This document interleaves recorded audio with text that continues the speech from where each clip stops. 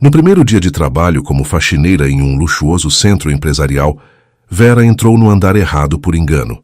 Assustada, tentou sair sem ser vista, mas ao ouvir uma conversa entre o chefe mais poderoso da empresa e sua esposa, ela congelou. O que escutou naquele escritório mudou sua vida para sempre. Bem-vindos.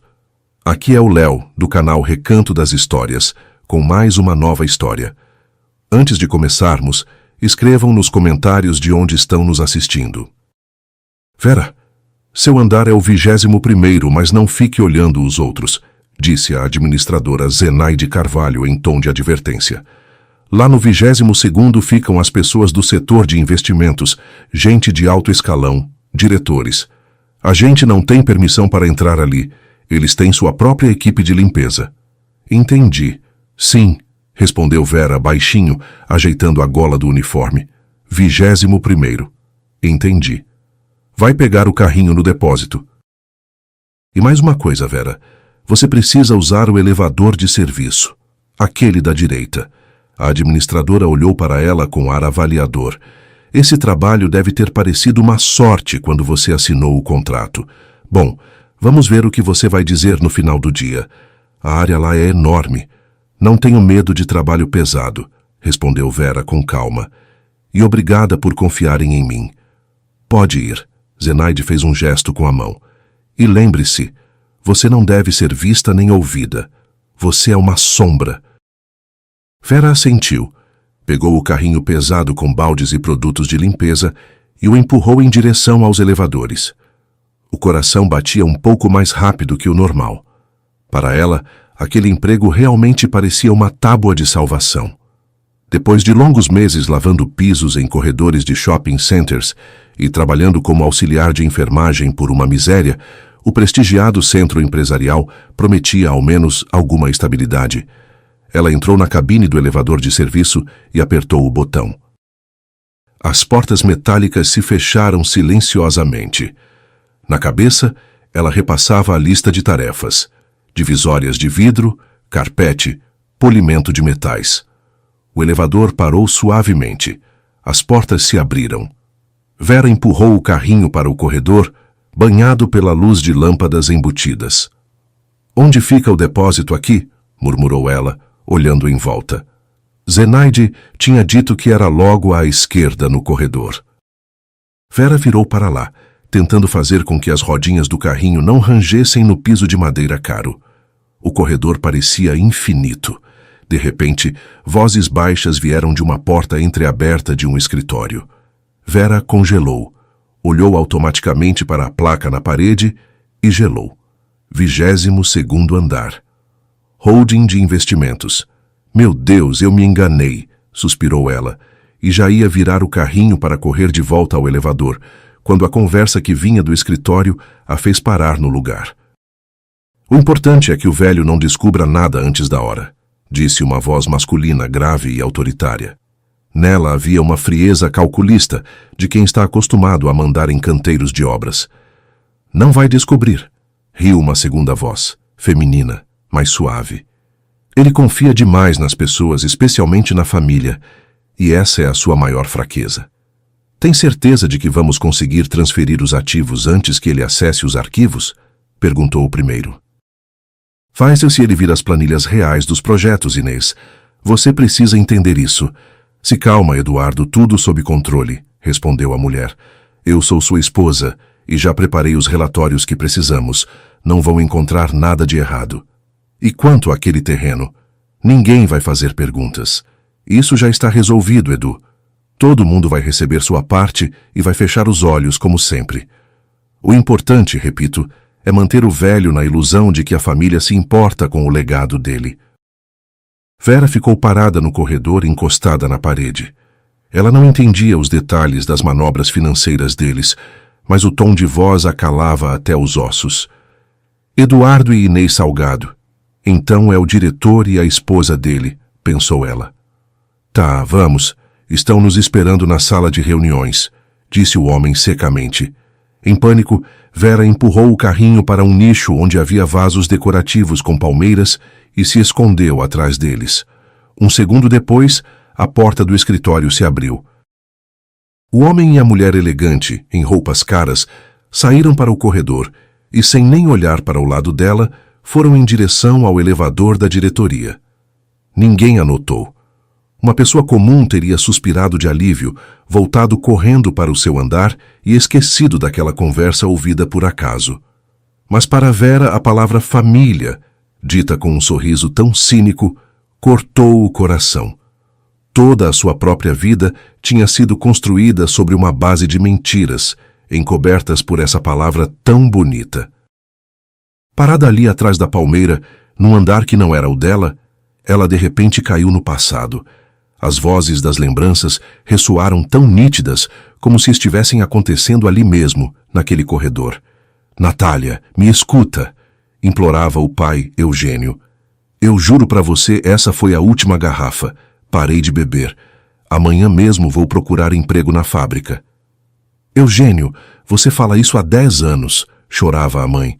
Você bebeu tudo. Com que eu vou alimentar a Vera? Com que dinheiro vou comprar roupa para a escola? Eu vou resolver tudo, Nath. Vou resolver tudo, murmurava o pai. E na voz dele havia a mesma falsidade dos empresários de minutos atrás. E claro, ele não resolveu nada, e a mãe escondeu as dívidas dele por décadas. Verinha, filha, sussurrava Natália nas noites na cozinha. Não conta pra ninguém que essas pessoas vieram aqui. Isso é segredo da nossa família. O papai só cometeu um deslize. Depois veio Rodrigo, seu primeiro namorado. Ver o que você tá inventando. Ele ria, escondendo o celular no bolso. Que Cláudia? Ela é só minha colega. A gente estava discutindo um projeto. Você se atormenta por causa da sua insegurança. E depois descobriu-se que ele namorava aquela colega por quase 6 meses, enquanto Vera escolhia o vestido de casamento. E agora, Sérgio, seu marido. Ver, vou me atrasar hoje. Tá uma loucura no trabalho. O chefe pediu para fechar o balanço, disse ele na noite anterior. Mas ao fundo se ouvia claramente o som de bolas de bilhar batendo. Ele mentia cada vez mais, em coisas pequenas. Vera levou as mãos ao rosto. As lembranças vieram com força implacável, levando-a ainda mais para a infância, para a época em que o pai gritava no corredor e ela se escondia na cozinha escura. Ei, gordinha! Gritava o Vitinho da turma paralela. Comeu o refeitório inteiro de novo, não deixou nem pão para nós. Cuidado, a estante tá rolando, riam as garotas no recreio. Uma lembrança desagradável a atingiu como um golpe no estômago. 6ª série, aula de educação física. Vamos, 6º B, em fila, comandava o professor Vitor Santos. Vamos fazer o teste da corrida de ida e volta. Vera, por que você está sempre no final da fila? Vamos para a linha de partida. Vera correu. Sentia que os pulmões iam explodir. O rosto ardia de suor e vergonha. Chegou em último lugar, respirando com dificuldade. Abra um caminho para a máquina pesada, gritou Diego Soares e começou a bater palmas lentamente, de forma irônica. Bravo, Vera! Não teve terremoto no caminho. Diego, pare de rir, tentou repreender o professor, mas a turma toda já se dobrava de tanto rir. Mamãe, eu não aguento mais, soluçava Vera depois, fechada na cabine apertada do banheiro da escola. E depois veio a 8ª série, o baile de fim de ano. Verinha, vai lá. Sua amiga Larissa a empurrava de leve. Olha que roupa linda você está usando. Chama o Igor para dançar agora na valsa. Vera se aproximou, hesitante, do garoto alto e bonito. Vamos dançar? Ela conseguiu dizer, sentindo as mãos suarem. Igor olhou para ela com desprezo. Um silêncio se instalou em volta. Eu não danço com armário, disse o garoto bem alto, para que todos os amigos dele ouvissem. O salão explodiu em risadas. Vera não se lembra como conseguiu sair correndo para a rua. Caminhou para casa a pé, sob um temporal, e as lágrimas se misturavam com a chuva em seu rosto. Como dói, pensou Vera agora, apertando o cabo do rodo. Depois daquela noite fatídica, ela parou de se olhar no espelho. Simplesmente existia, até a noite em que completou 17 anos. Mãe, chamou ela entrando no quarto. Natália estava sentada no chão, com fotos antigas da filha quando criança espalhadas na frente dela. Lágrimas corriam pelo rosto abatido. O que aconteceu? Por que você está chorando? Vera se assustou. Querida, soluçou a mãe, olha essa foto. Você tinha 5 anos aqui. Você era uma menina tão feliz, tão leve. E agora eu olho para você e entendo. A minha fraqueza, a nossa vida com seu pai. Nós te quebramos. Você se esconde do mundo por trás dessa dor. Me perdoa. Naquela noite algo dentro de Vera se rompeu. Ela entendeu que seu desespero não machucava só a ela mesma. Levanta, Verinha, gritava Larissa para ela na manhã seguinte, no campo da escola. Mais uma volta. Eu vou com você. Não consigo, Lari. Vou morrer agora. Vera mal conseguia respirar. Não vai morrer. Vamos, mexe essas pernas, pela sua mãe, por você mesma. 1 ano e meio de esforço diário, 30 quilos perdidos. Mas aquela garota gordinha não desapareceu. Simplesmente ficou guardada lá dentro. Era ela que sempre fazia Vera, em qualquer circunstância, defender quem estava sendo humilhado.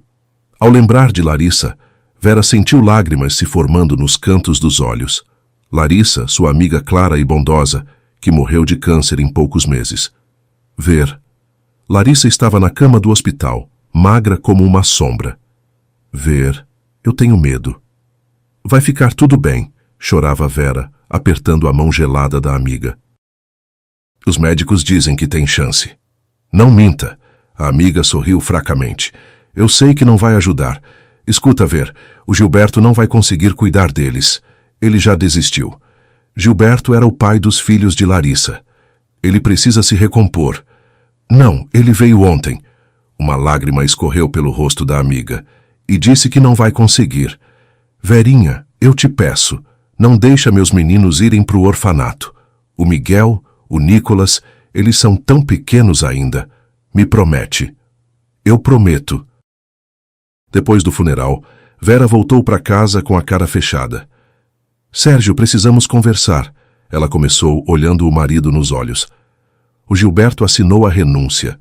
Os meninos vão ser levados para um abrigo. E o que você sugere? O marido se tensionou. Temos que ficar com eles. Você ficou louca? Sérgio explodiu. Filhos de outra pessoa? Vera, a gente já não tem problema suficiente? A gente mora num apartamento de 2 quartos. Com que dinheiro vamos criar eles? Não são filhos de outra pessoa. São filhos da minha amiga, posso dizer que é como uma irmã. Eu prometi a ela. Ver, eu não vou conseguir. E eu não topei com isso. Eles só vão destruir nossa vida. Deixa o Estado cuidar deles. Passaram-se meses de discussões e lágrimas até que, num dia chuvoso, Sérgio foi buscar Vera no abrigo, onde ela ia visitar os gêmeos todos os fins de semana. Ei, Sérgio, a diretora se surpreendeu. Entre. Sua esposa está agora na sala de jogos. Sérgio parou na porta. No tapete estava sentada Vera, e ao lado dela, encostados nos 2 lados, estavam Miguel e Nicolas. Eles se seguravam firme pelas mãos, como se temessem que se soltassem, o mundo desabaria de vez. Tia Ver, perguntou Miguel baixinho, olhando para ela com olhos enormes e assustados. Ninguém vai vir nos buscar? O papai nos abandonou. Não, meu querido. Vera abraçou os 2, escondendo as lágrimas nas cabeças deles. Ninguém abandonou vocês. Olha, eu estou aqui. Nicolas ergueu o olhar e viu Sérgio na porta. O homem ficou parado, pálido, olhando para aquelas 2 crianças destroçadas pela dor. Algo se moveu na sua alma calculista, e à noite em casa, o marido, sem dizer nada, colocou na frente dela uma pasta com os documentos de adoção. Preenche, amanhã levamos para o conselho tutelar. Desde então, eles tiveram filhos. Por eles, Vera vendeu as joias da avó para pagar as dívidas do pai. Por eles, ela lavou pisos, lavou quintais, sonhou em ser arquiteta, mas há muito tempo se dissolveu na espuma de sabão e no cheiro de cloro. Ei, mulher, o que você está fazendo aqui? Uma voz brusca a tirou do abismo das lembranças. A técnica de limpeza piscou, confusa, e voltou à realidade. Diante dela estava um jovem segurança de terno, com um crachá no peito. Sou da limpeza, murmurou Vera tirando o carrinho de trás da palmeira. Tô vendo que você não é do conselho de diretores, riu o segurança.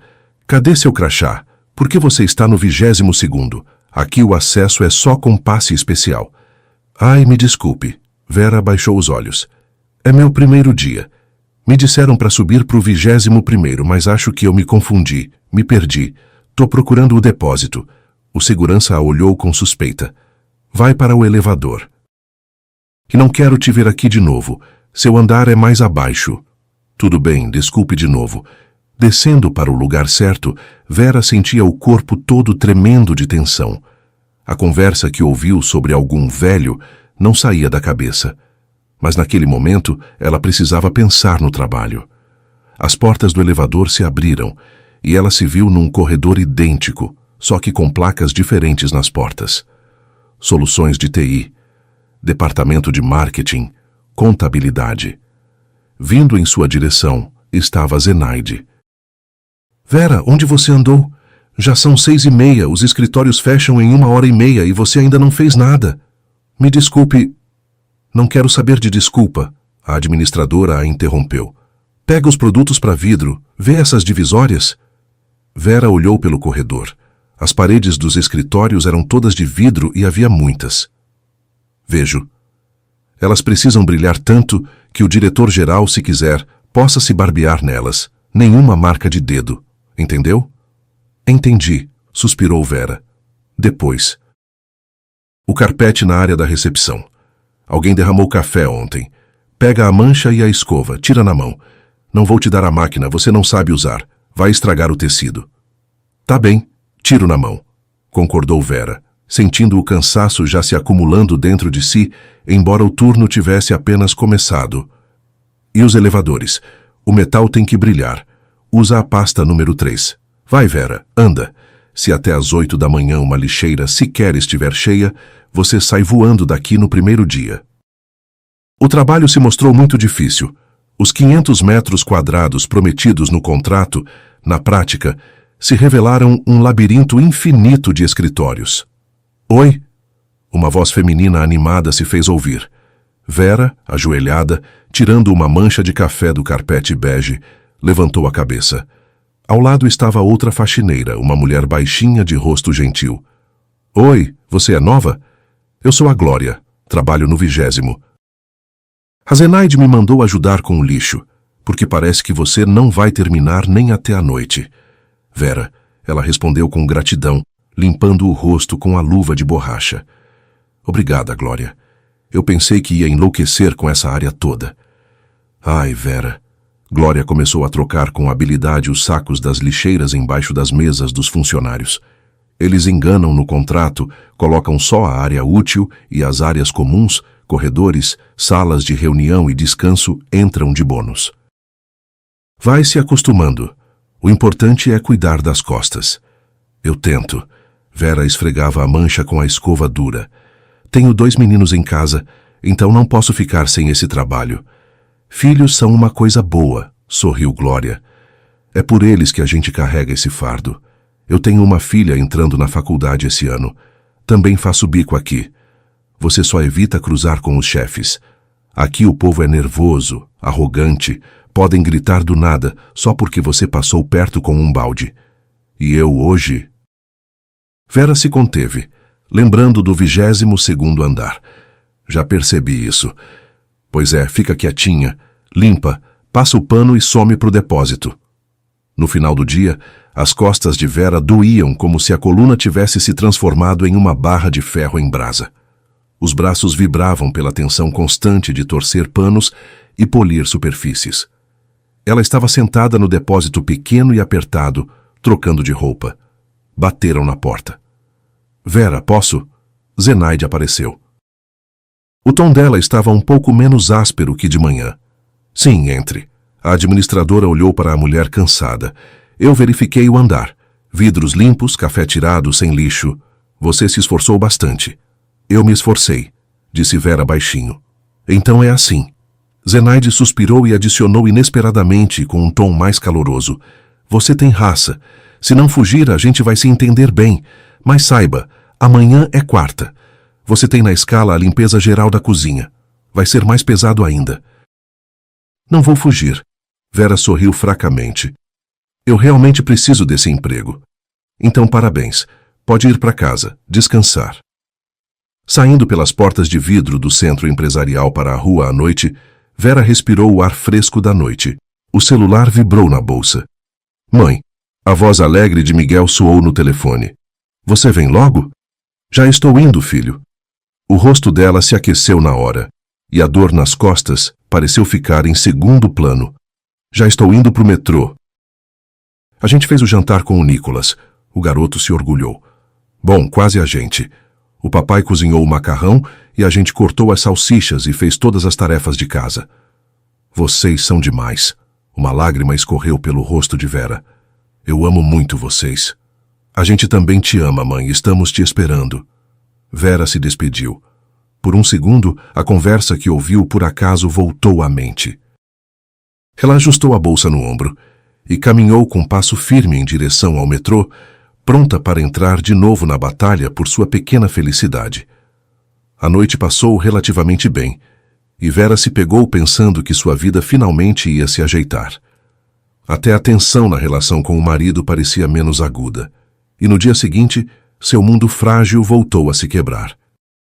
Uma ligação alarmante do professor responsável a pegou no meio do turno, fazendo-a deixar o carrinho com os baldes e sair correndo, pedindo permissão a uma Zenaide insatisfeita. A sala do diretor parecia sufocante, mesmo com a janela entreaberta. Vera estava sentada na pontinha da cadeira, nervosa como nunca. Na frente dela, com a cabeça baixa, estava Miguel. A bochecha direita dele estava ficando roxa. Vera, eu entendo a sua situação. A voz da diretora era seca. Mas briga dentro da escola não é admissível. Seu filho quebrou o nariz do Renato.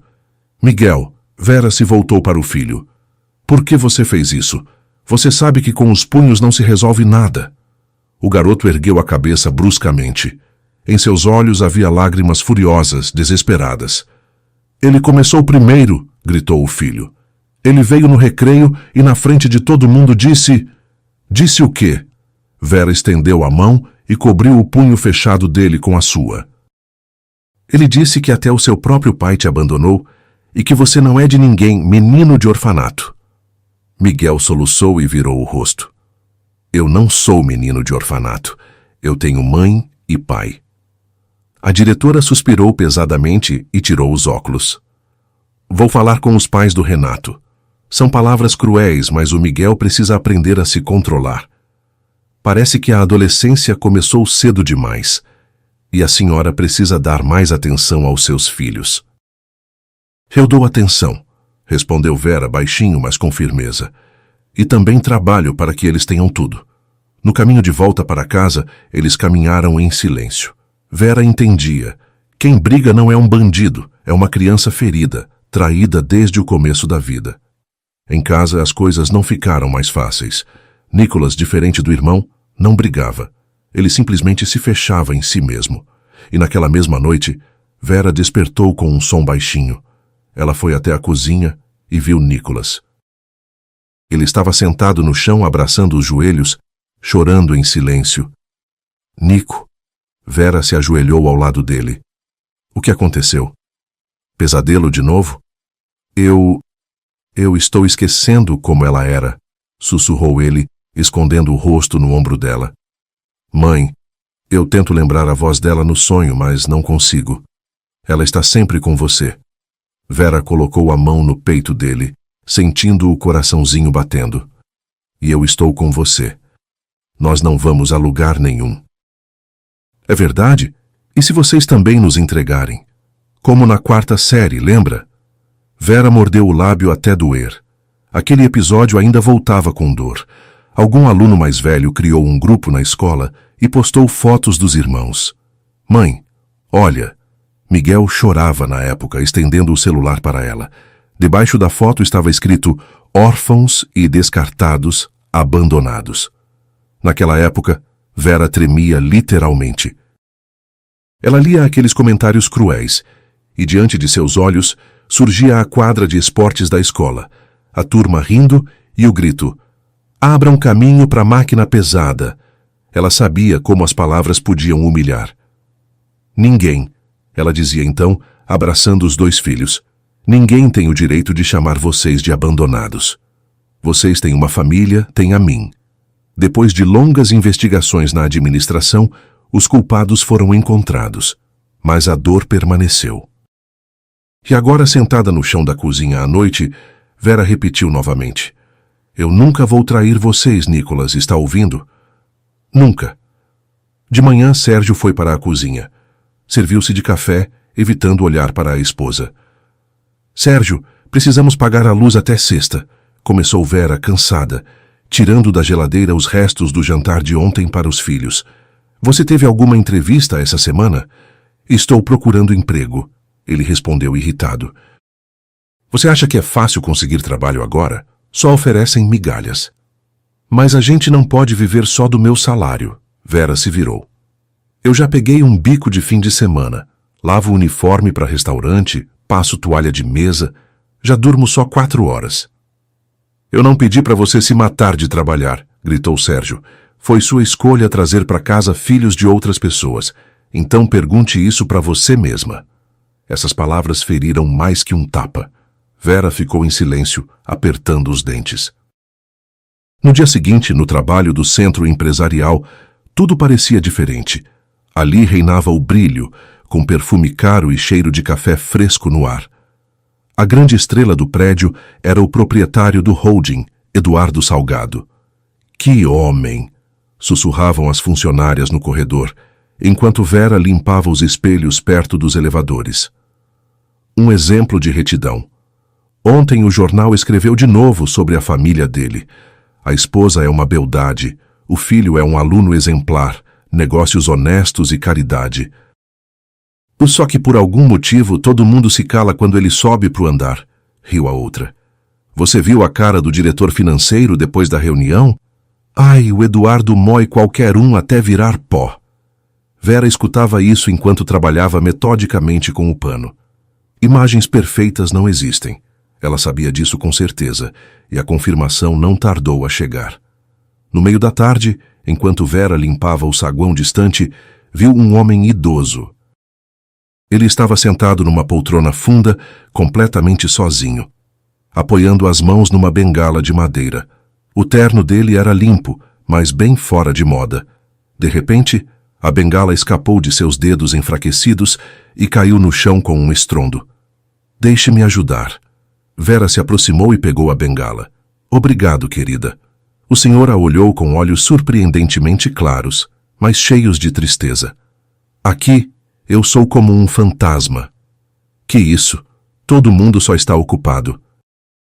"O senhor está esperando alguém?" Vera se sentou ao lado dele para limpar a mesinha. "Estou esperando meu filho, Eduardo", riu o senhor amargo. "Meu nome é Nicolau Salgado." Vera congelou. "O senhor é o pai dele?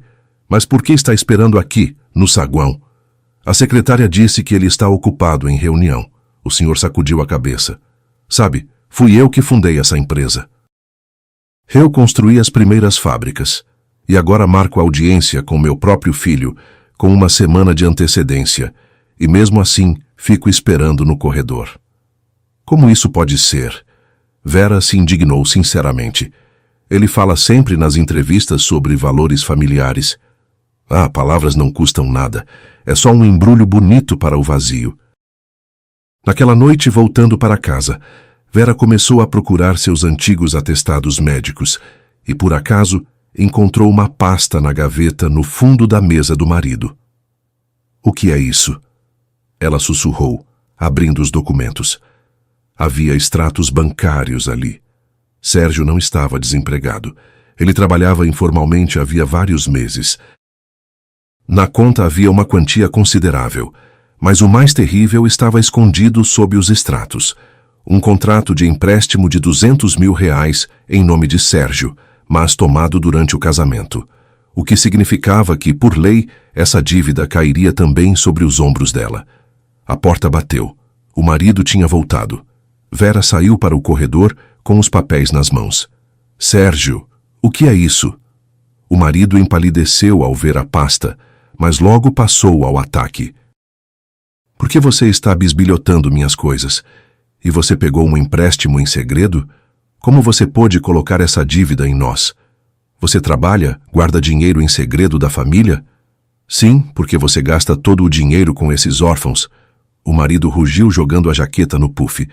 Eu quero uma vida normal, quero um carro. Meu pai fazia a mesma coisa. Vera se sentou no banquinho, sentindo o quarto girar diante dos olhos. Ele mentia para a mãe, acumulava dívidas. Você está repetindo tudo isso. Você é uma traidora.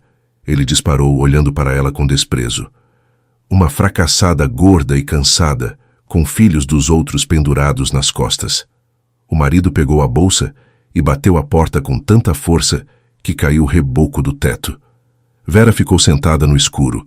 A palavra fracassada queimava por dentro mais forte do que a consciência da enorme dívida.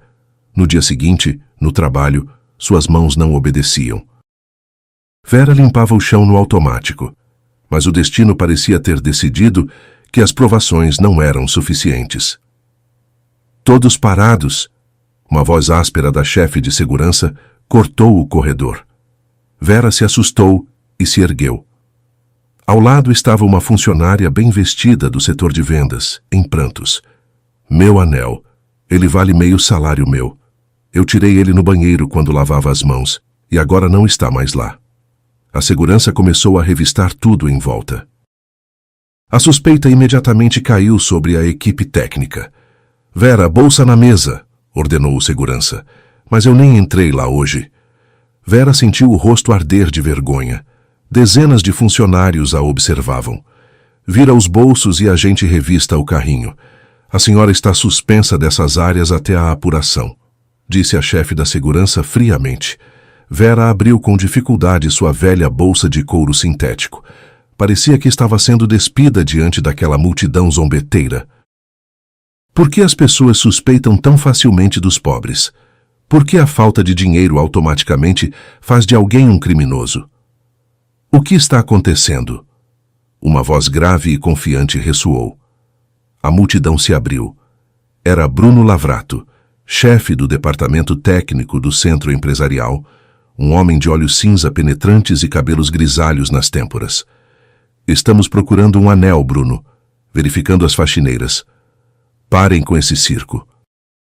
Bruno se aproximou de Vera e com firmeza mais suavidade fechou a bolsa dela. Eu conheço a Vera. Ela trabalha mais aqui do que todo o setor de vendas junto. Eu respondo por ela. Procurem em outro lugar. Mas começou, foi a dona do anel. A senhora tem carro? Bruno interrompeu. Procurou as chaves na bolsa hoje? Vá verificar dentro do carro. Uma hora depois, descobriu-se que o anel realmente tinha escorregado do dedo da moça quando ela pegava as chaves no carro. Ninguém pediu desculpas a Vera. Só Bruno se aproximou dela no intervalo e estendeu um copinho de café. Não fica pensando nisso, levanta a cabeça. Você é uma pessoa honesta, e isso se vê. Obrigada, Bruno, respondeu ela baixinho. A vida no centro empresarial continuava agitada. Vera encontrou novamente Nicolau. Imagina, Verinha, a voz do senhor estava cheia de indignação. Eu por acaso ouvi uma conversa do Eduardo com os advogados. Ele vai transferir todos os ativos principais para a esposa atual e o filho dela do primeiro casamento. E a filha dele de verdade. Vera se surpreendeu, já tendo escutado que Eduardo tinha 2 filhos. Luísa, ele a apagou da vida. Tem vergonha dela, entende? Diz que ela não corresponde à imagem da empresa. A Luizinha trabalha lá mesmo, no setor de análise, mas com outro sobrenome, como uma gerente comum. Essas palavras amargas penetraram profundamente na alma de Vera. E agora, limpando as divisórias de vidro, levando o lixo, ela involuntariamente observava as funcionárias, tentando adivinhar qual delas era a filha rejeitada do diretor. Não precisou esperar muito por uma resposta. Logo, Vera conheceu essa Luísa pessoalmente. A moça costumava ficar até tarde no trabalho, quando os escritórios já estavam vazios. Ela era corpulenta, encurvada, usava blusas folgadas e cinzentas e escondia os olhos atrás de lentes grossas de óculos. Numa noite limpando o corredor, Vera ouviu risadas saindo da sala de fumantes. Viu como a nossa Luísa estava comendo bolo no refeitório hoje? Ela devia correr na esteira em vez de comer doces. Pois é, a mais inteligente do setor, mas parece uma senhora de feira. Como é que mantém ela aqui? Replicava outra. Vera congelou. Essas palavras pareciam ecoar vozes do próprio passado dela. E quando os corredores ficaram vazios, ela entrou na sala de Luísa. A moça estava sentada diante do monitor, chorando em silêncio, secando as lágrimas com a manga. Luísa, você ouviu elas? Perguntou Vera suavemente, fechando a porta atrás de si. A moça empalideceu. Sim. Sabe, Vera, quando eu passo pelo corredor, parece que as pessoas primeiro veem meu peso, minha falta de jeito, e só depois me veem. Ninguém escuta meus relatórios. Todo mundo olha para os meus quadris. Meu próprio pai nem cumprimenta na frente das pessoas. Vera deixou o rodo de lado, se aproximou e sentou na cadeira ao lado. Eu entendo você melhor do que qualquer pessoa. É mesmo? Luísa a olhou com desconfiança. Quando eu tinha 12 anos, eu pesava 20 quilos a mais que o normal. A voz de Vera era baixa. Eu comia para esconder meu medo. Meu pai bebia. Em casa tinha briga. E na escola me chamavam de estante e rosquinha. Meu Deus, murmurou Luísa, os olhos enchendo de lágrimas de compaixão.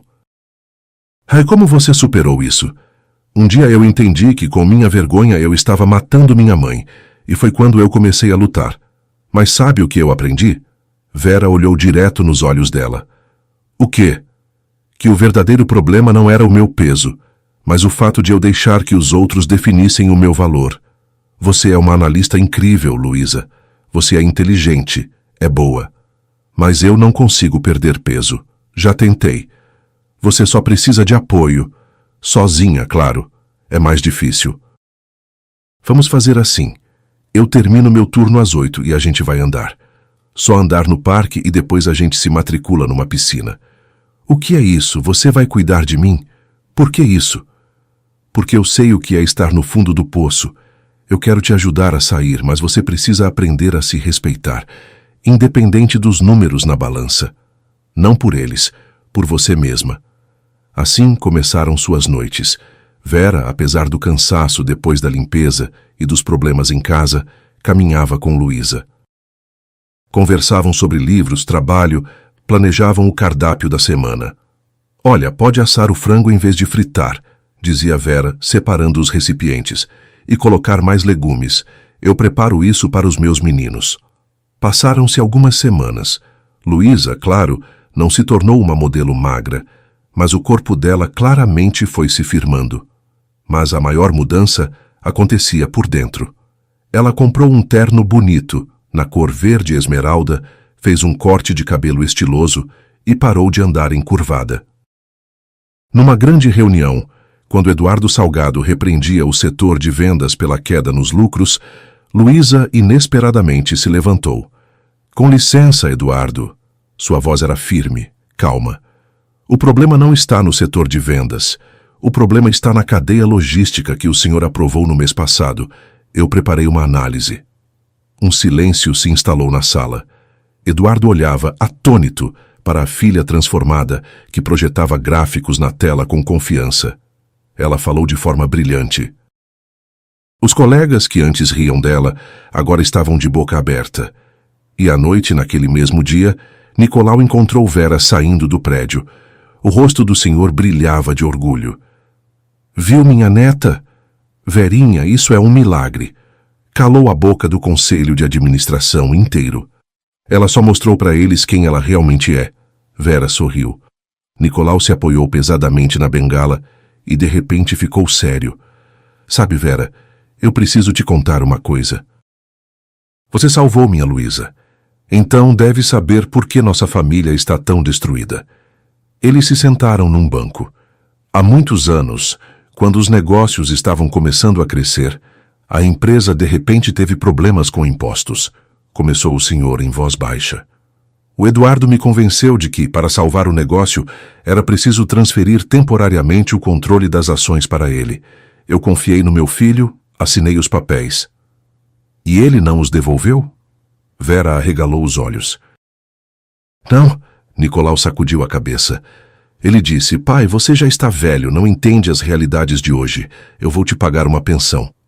Assim ele roubou o trabalho da minha vida inteira. O filho me traiu e ainda apagou a própria filha. A nova família dele é só uma fachada, por trás da qual existe vazio e ganância.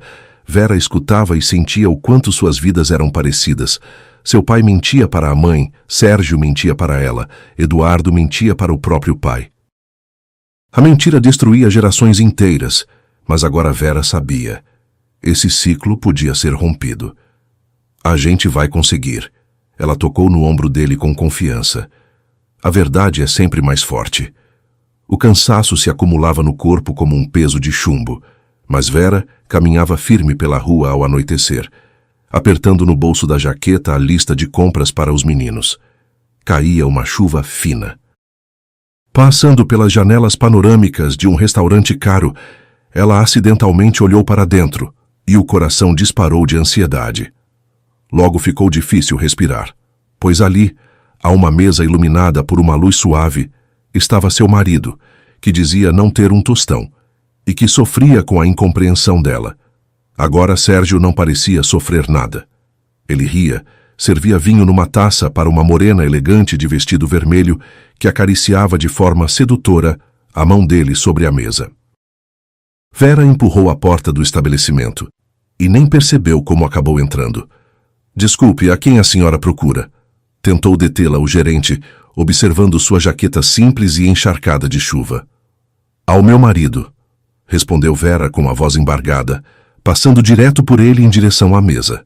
Sérgio ergueu os olhos e o sorriso lentamente desapareceu do rosto. A morena ergueu a sobrancelha, descontente. Sérgio, então é essa a sua entrevista da noite? É para aqui que vai o dinheiro daquele empréstimo, que eu também vou ter que pagar. O que você está fazendo um escândalo? Sérgio tentou manter as aparências, embora as bochechas estivessem ficando vermelhas. Vai para casa, não me envergonha. Quem é essa, sua esposa? Perguntou a moça de vermelho com desdém. Aquela faxineira histérica com quem você está se divorciando? Se divorciando? Vera riu amargamente, sentindo que dentro dela a última corda que a ligava àquele homem se rompia. Não, querida moça. Sou eu que estou me divorciando dele. E te aconselho a cuidar bem da sua carteira. Esse homem vive de mentiras. Cai fora daqui, exclamou o marido, levantando-se de um salto. A culpa é toda sua. Você me trocou por órfãos de outras pessoas. Não se atreva a chamar meus filhos de órfãos, disse Vera. O marido recuou involuntariamente. Amanhã eu pedir a separação, e você não precisa voltar para casa. Suas coisas vão estar em sacos na escada. Ela se virou e saiu para a chuva. Já não sentia dor. Há muito tempo sentia apenas vazio e uma clareza absoluta. O divórcio que se aproximava foi como uma luta longa e exaustiva, sem regras. A senhora entende, Vera, que dívidas contraídas durante o casamento se dividem pela metade, dizia a advogada separando os papéis. Seu marido afirma que os R$200 mil foram gastos com as necessidades da família, com reforma, com os filhos. Isso não é verdade. Vera mordeu o lábio em desespero. A gente não fez reforma há 5 anos e os meninos usam roupas que os vizinhos doam. Vou trazer notas fiscais do supermercado. Vou provar que ele transferia dinheiro para outras contas. Provar isso vai ser muito difícil. Precisamos de extratos bancários, testemunhas, enumerou a advogada, tirando os óculos. A senhora tem recursos para um processo longo? Vera baixou a cabeça. Não havia dinheiro. Só havia mãos calejadas e turnos noturnos. No dia seguinte, no centro empresarial, ela mal conseguia se manter em pé. Limpando os espelhos do saguão, nem percebeu que lágrimas começaram a rolar pelo rosto. Vera, soou uma voz calma ao lado dela. Ela secou o rosto às pressas com a manga do uniforme. Ao lado estava Bruno Lavrato, que a tinha salvado de ser demitida por causa do anel perdido. Me desculpe, entrou algo no meu olho. Ela tentou sorrir. Deixa essas desculpas para Zenaide. Bruno pegou suavemente o pano dela e colocou no carrinho. Vamos, Tenho um chá ótimo no meu escritório. Você precisa de uma pausa. No escritório dele, pequeno e cheio de plantas baixas, era acolhedor. Bruno serviu um chá quente e se sentou diante dela. Me conta, disse ele simplesmente. No tom dele não havia nem pena nem condescendência, só uma disposição calma para escutar. E Vera, sem nem esperar de si mesma, contou sobre os empréstimos, o restaurante, o tribunal, e que Sérgio ameaçava deixá-la na rua com os 2 filhos. Então é assim, Bruno bateu os dedos na mesa quando ela terminou. Eu tenho um amigo, um excelente investigador financeiro, agora trabalha de forma independente. Ele pode rastrear o movimento do dinheiro e provar ao tribunal para onde foram realmente os fundos. Mas eu não vou conseguir pagar pelos serviços dele. Vera apertou a xícara. Eu sou muito agradecida, mas... E quem falou em dinheiro? Ele a interrompeu. Você paga depois, se tiver como. Por agora, só me deixe te ajudar. Vera olhou para os olhos cinza dele. Depois da traição do marido, ela tinha jurado nunca mais confiar em ninguém, mas ao lado daquele homem, sua defesa interior começava a rachar. Obrigada, respondeu ela, quase sem voz. Enquanto isso, no 22º andar, se desenrolava o próprio drama da família Salgado. Vera lavava o chão no escritório no silêncio da noite, quando a porta do setor de análise se abriu de repente e Luísa saiu correndo de lá. A moça estava pálida como um lençol. Luísa, o que aconteceu? Vera deixou o rodo de lado e correu até ela. Ele está me demitindo. Luísa se encostou na divisória de vidro e foi escorregando lentamente até o chão. Meu próprio pai, sem explicação. Como assim demitindo? Você é a melhor analista do setor. Seus relatórios salvaram o último trimestre. Vera se sentou ao lado dela, direto no carpete. Ele me chamou há 10 minutos. Luísa soluçava, escondendo o rosto nas mãos. Disse, Luísa, estamos otimizando o quadro de funcionários. Seu setor passa a ser comandado pelo Maicon. Maicon? Esse é o filho da esposa dele do primeiro casamento? Aquele que nem terminou a faculdade? É esse mesmo. A esposa dele, a Inês, queria há tempos colocar o filhinho no meu lugar. Eles querem dominar o negócio completamente, e eu estou no caminho. Para o meu pai, eu sou apenas um nada. Eu nunca fui parte dessa família perfeita. Vera abraçou os ombros da moça, sentindo-a tremer. Calma, calma, isso não é o fim. A gente vai pensar em alguma coisa. No dia seguinte, Vera confirmou que Luísa estava certa. No refeitório dos funcionários, ela presenciou a conversa de 2 assessores de Eduardo Salgado. Eles bebiam café e, sem se importar com a presença da faxineira, discutiam a diretoria. Viu como o Eduardo ontem se agarrou na patroa dele à noite? Riu o primeiro. Ela faz ele transferir os ativos para as empresas de fachada dela. Vi sim. O velho está completamente cego. Acha que tem um casamento perfeito? Riu o segundo. E o Maicon ontem confundiu as planilhas de 2 projetos. Se continuar assim, a empresa vai quebrar até o final do ano. Pois é, o importante é que a gente consiga receber os nossos bônus antes. Depois que tudo vá para o inferno. Vera torceu o pano com repulsa. A fachada impecável da família Salgado estava se desmanchando, revelando um núcleo apodrecido de ganância e traição. Mas a verdadeira catástrofe estourou 3 dias depois. Vera. Luísa a encontrou no depósito. Os olhos da moça estavam loucos de pavor. O vovô desapareceu. Como assim desapareceu? Fui até o apartamento dele e tinha gente estranha lá.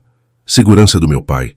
Disseram que o Nicolau foi internado para um tratamento de saúde e não pode falar com ninguém.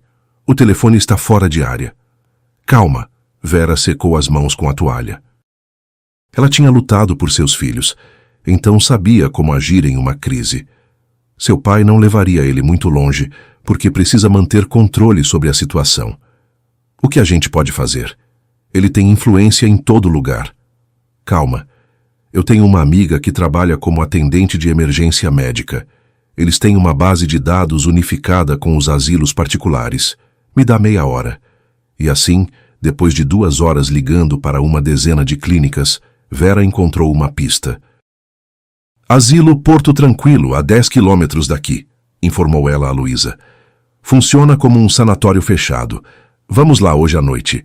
O asilo as recebeu com cercas altas e segurança nada hospitaleira. Passe? Perguntou o segurança com desdém. Eu sou a filha do Eduardo Salgado. Luísa deu um passo adiante e Vera percebeu que a moça nem se encurvava mais. Meses de trabalho sobre si mesma estavam dando resultado. E se o senhor não me deixar entrar agora mesmo para ver meu avô, eu vou chamar meu advogado. E amanhã esse asilo vai ser investigado pela promotoria por retenção ilegal de pessoa. O segurança ficou sem saber o que fazer. Depois ligou para alguém e abriu o portão contrariado. Eles encontraram Nicolau num quarto pequeno, estéril e limpo. Ele estava sentado junto à janela, olhando para a floresta que escurecia. E ao ver a neta, chorou. Luizinha, Verinha, vocês me acharam, meu vô. Luísa correu até ele, abraçando seus ombros magros. Por que ele fez isso? Eu comecei a fazer muitas perguntas, respondeu o senhor sem ânimo, acariciando os cabelos dela. Descobri que o Eduardo estava transferindo tudo para a Inês. Ameacei ir ao conselho de administração e contar como ele me tomou a empresa por engano há muitos anos. Mas o senhor não tem provas, interveio Vera gentilmente, sentando-se ao lado. O senhor mesmo disse que assinou os documentos voluntariamente. O senhor sorriu de repente com malícia. O Eduardo pensa que não existem mais papéis, pensa que destruiu tudo, mas ele esqueceu do meu velho amigo. Que amigo? Perguntaram as duas visitantes ao mesmo tempo. O tabelião Inácio. 30 anos atrás, quando a gente salvou o negócio às pressas, o Inácio fez um contrato de administração fiduciária sobre 40% das ações do holding. O Eduardo estava com tanta pressa na época, assinava papéis aos montes, sem nem se aprofundar nas questões jurídicas, achando que era só uma doação comum. Mas havia uma cláusula bem clara.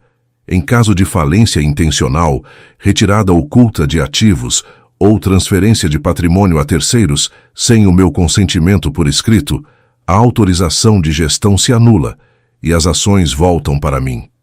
E onde está esse contrato? Luísa arfou. Está tudo com o Inácio. Esses anos todos o Eduardo nem se lembrou das assinaturas que fez, certo de seu poder ilimitado. Luizinha, parece que você precisa visitar o Inácio. O documento está lá. Ao mesmo tempo, para Vera começava uma nova vida. As conversas com Bruno, a luta de Luísa, seu próprio confronto com o marido. Tudo isso a levou à conclusão de que não dava para continuar para sempre na sombra. Ela lembrou de seu sonho de ser arquiteta. Construir do zero já era tarde demais, mas administrar o que já estava construído, por que não? Vera se matriculou em um curso noturno de arquitetura, e quando levou os livros pela primeira vez para a sala de descanso da equipe de limpeza, Zenaide só conseguiu bater palmas. Vera, você está em si aos 40 anos voltando para a escola? Pouco trabalho de chão para você? Pouco, respondeu Vera com calma, abrindo o caderno. Eu não vou ficar de rodo até a aposentadoria. Os colegas riam pelas costas, mas Vera não dava atenção. De dia polia elevadores, à noite corria para as aulas, e de madrugada, quando Miguel e Nicolas já estavam dormindo, ficava sentada na cozinha estudando planilhas complexas e normas de manutenção de edifícios. Numa noite ela ficou até tarde no plantão do depósito do centro empresarial. Os olhos pesavam, as linhas do livro embaçavam. A porta rangeu baixinho, Bruno entrou. Nas mãos, trazia 2 copos de café e um saco de pães frescos. De novo estudando duro, ele colocou o café na frente dela. Tentando, mas esse capítulo sobre sistemas de ventilação é uma floresta escura. Não consigo entender esses desenhos. Bruno puxou uma cadeira, sentou-se ao lado e olhou para o livro. Vamos ver juntos. Olha aqui então. Esse é o sistema de insuflação e ele corre paralelo ao de exaustão. Ah, e como você sabe disso? Você é diretor, não engenheiro projetista. Bruno riu, olhando para as próprias mãos grandes e calejadas. Eu não sempre fiquei sentado num escritório. Sabe, eu cresci num orfanato e aos 19 anos comecei a trabalhar como carregador, carregando sacos de cimento por 12 horas por dia.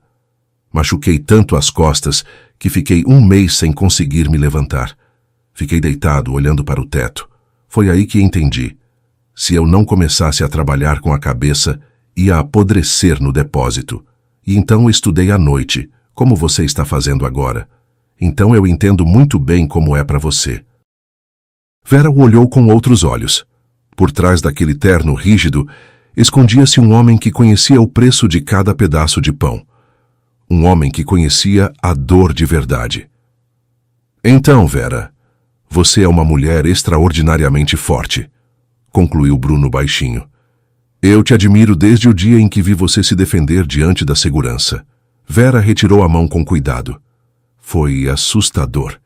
Eu acabei de sair de um casamento onde fui traída todos os dias e não estou preparada. Eu não tenho pressa. Bruno sorriu suavemente e se afastou, respeitando os limites dela. Eu sei esperar. Então, vamos voltar para a ventilação? O outono trouxe uma tempestade para o centro empresarial. Os erros de Maicon levaram a uma catástrofe. Ele assinou um contrato desvantajoso de compra de materiais de construção a preços inflados, ignorando os avisos dos analistas. A empresa começou a perder milhões. Eduardo corria pelo 22º andar, gritando com os subordinados. Quem fez esse contrato? Maicon, respondeu timidamente o advogado. Mas a Inês disse para passar sem verificações. Um dia depois veio o golpe principal. A esposa de Eduardo não apareceu no escritório.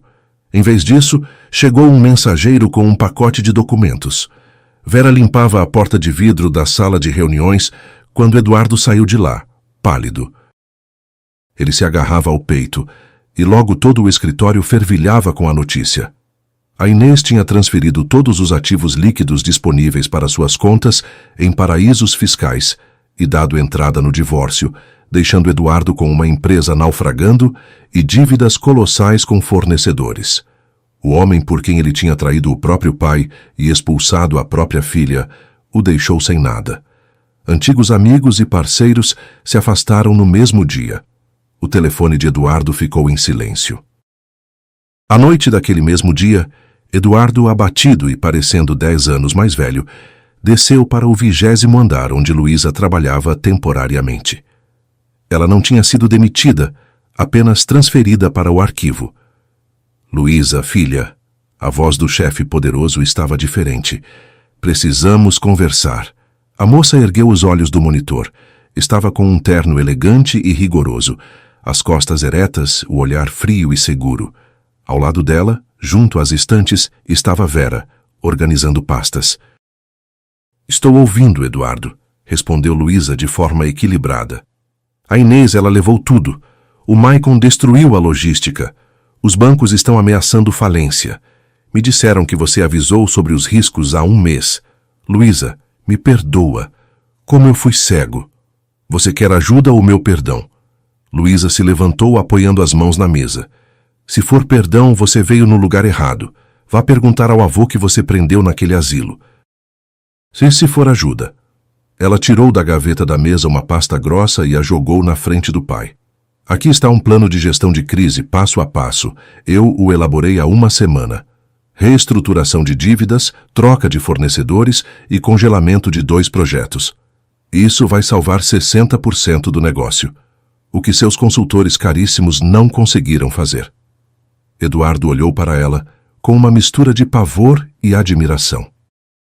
De repente entendeu que diante dele não estava o patinho feio do qual tinha vergonha, mas uma líder forte e brilhante.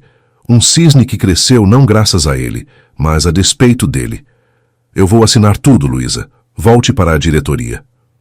Eu volto, mas nas minhas condições e com um documento sobre o qual você logo vai saber. Enquanto a filha salvava o império, Vera conquistava sua própria vitória. Ela passou nos exames finais.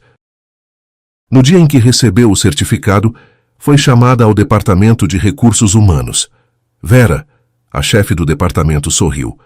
O Bruno nos passou os resultados dos seus testes. Temos uma vaga abrindo para a administradora do 18º andar. Quer tentar? Vera saiu para o corredor apertando contra o peito um crachá novinho, no qual já não constava mais a palavra faxineira. Ela entrou num banheiro vazio, se olhou no espelho e chorou.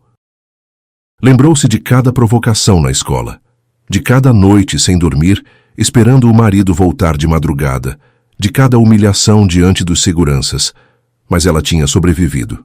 Porém, quando voltou para casa, a esperava uma surpresa desagradável. Na escada estava Sérgio. Ele estava maltrapilho com cheiro de bebida e tabaco barato. Verinha, ele deu um passo na direção dela, tentando parecer arrependido. Eu sinto tanta falta. O que você quer?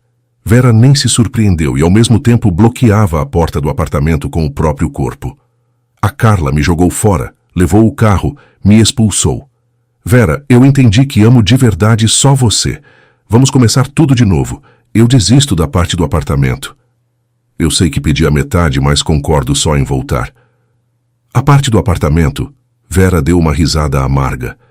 Meu advogado recebeu ontem os documentos do registro. O apartamento foi comprado com o dinheiro que herdei da minha avó. Você não tem direito nenhum sobre ele. E o tribunal já reconheceu isso. Sérgio mudou de expressão. Você não pode me expulsar. Para onde eu vou? Para o mesmo lugar que você tentou me mandar com os meus filhos. A rua. Como você é cruel, exclamou ele. Você sempre foi uma carreirista sem coração. Eu só deixei de ser uma vítima. Adeus, e não venha mais aqui. As crianças não querem te ver. Ela fechou a porta na cara dele, e por primeira vez na vida não sentiu nenhum pingo de culpa. Alguns dias depois, no escritório de Eduardo Salgado, aconteceu algo que ninguém esperava. À longa mesa estavam os advogados, Luísa e o próprio Eduardo. A porta se abriu e entrou apoiando-se pesadamente na bengala, Nicolau. Ao lado dele estava o tabelião. Olá, filho, disse o senhor com calma. Eduardo empalideceu. Pai, como você... Luísa, isso foi obra sua? Não, Eduardo. Knácio colocou na mesa uma pasta amarelada pelo tempo. Isso é assunto da lei. O senhor violou uma condição essencial do contrato de administração fiduciária de 96. O senhor permitiu a retirada secreta de ativos líquidos para uma conta offshore da Inês, sem o consentimento do seu pai. As autorizações foram anuladas. 40% das ações voltaram oficialmente para o Nicolau. Toda a família já está informada. Tios e primos ficaram do lado do pai. Eduardo se afundou na cadeira, cobrindo o rosto com as mãos. Estava destroçado. A esposa o traiu, o negócio à beira do abismo. E agora, ainda por cima, o próprio pai vinha acabar com ele, tomando o que restava. E o que você quer? Perguntou ele sem ânimo, sem tirar as mãos do rosto. Me destruir, se vingar pelo asilo, leva tudo. Nicolau se aproximou e olhou para o filho derrotado. Eu não quero vingança, filho. E dinheiro, na minha idade, já não me importa mais. Pode ficar com as ações. Eduardo ergueu a cabeça bruscamente, sem acreditar nos próprios ouvidos. O quê? Mas eu tenho uma condição. O empresário idoso bateu a bengala no chão. Amanhã você vai reunir todos os funcionários e reconhecer publicamente, diante de todos, que o império foi construído sobre uma ideia minha que você se apropriou por engano. Você vai reconhecer que apagou a Luísa da sua vida. Ela foi a única que te salvou do colapso. Eu preciso de honestidade.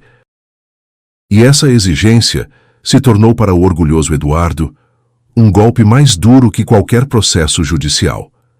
Reconhecer sua própria insignificância diante dos subordinados. Vera observava essa cena pela porta entreaberta. Luísa tinha pedido que ela estivesse ali naquele dia para apoio moral. E, de repente, Vera teve uma revelação. Durante toda a sua vida, escutando as promessas do pai bêbado, suportando as traições de Rodrigo, pagando pelas dívidas de Sérgio, ela inconscientemente esperava a mesma coisa. Não compensações, não dinheiro, mas honestidade e o reconhecimento da verdade. No dia seguinte, Eduardo cumpriu sua promessa. No enorme auditório não havia onde se enfiar. Eduardo estava em pé no palco, pálido, mas falava em voz alta direto ao microfone. Eu estava na beira de um abismo por causa do meu próprio orgulho e das minhas mentiras. Eu traí minha família, meu pai, tomando a empresa dele, minha filha, considerando-a indigna do meu nome. E hoje, diante de todos, eu peço perdão a eles. A partir de hoje, Luísa Salgado é nomeada vice-diretora-geral. Um murmúrio percorreu a sala. Alguns acharam que era uma jogada de marketing bem planejada, mas as ações seguintes provaram o contrário. Maicon deixou o prédio com suas coisas no mesmo dia. Nicolau recebeu um lugar de honra no conselho de administração, e no holding parecia que era mais fácil respirar. Luísa, de quem antes riam no escritório, assumiu o comando com confiança. Em um mês, assinou novos acordos, recuperou a confiança dos bancos, uniu a equipe. O patinho feio abriu as alas brancas e se tornou inegavelmente um cisne. A primavera chegou com um sol radiante. O divórcio de Vera foi oficialmente concluído. Graças ao advogado de Bruno, o tribunal reconheceu as dívidas de Sérgio como obrigação pessoal dele, contraída por meio de fraude. Vera estava livre da dívida do marido. No trabalho, esperava-a um novo triunfo. A alta direção do centro empresarial, impressionada com seu ano de trabalho dedicado como administradora e o sucesso em todas as avaliações, ofereceu a ela o cargo de gerente de todo o setor de limpeza do complexo. Agora, ela tinha sob sua responsabilidade mais de 50 pessoas. Ela estava sentada em seu novo escritório iluminado quando bateram timidamente na porta. Entre. Na soleira estava uma mulher de cabelos grisalhos, com um casaco simples e gasto. Ela apertava nervosamente a alça da bolsa. Boa tarde. Me disseram que eu podia falar com a senhora sobre trabalho. Meu nome é Ana Paula. Tenho 59 anos e ninguém me contrata em lugar nenhum. Dizem que sou velha, lenta, mas eu preciso criar meu neto.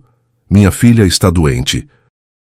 Vera olhou para ela e diante de seus olhos passou a própria vida, como ela mesma tinha ficado ali humilhada, pedindo uma chance para lavar aqueles corredores intermináveis. Sente-se. Vera sorriu, calorosamente. Eu não acho que idade seja um obstáculo. O importante é a responsabilidade. Vamos experimentar com você num setor mais leve.